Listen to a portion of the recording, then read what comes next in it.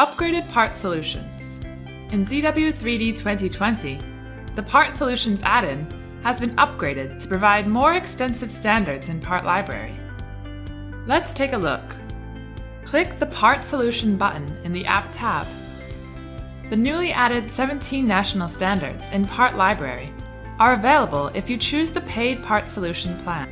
With the national standards, you can easily find the standard parts which meet the domestic production standards or the product standards of export countries. Let's choose a suitable bolt.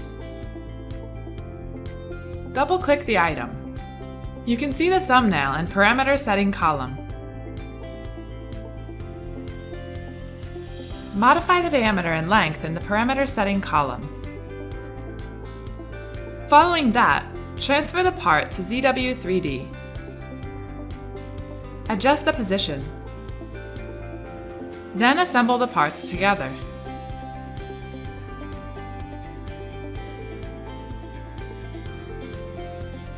Similarly, we can add other parts in the same way.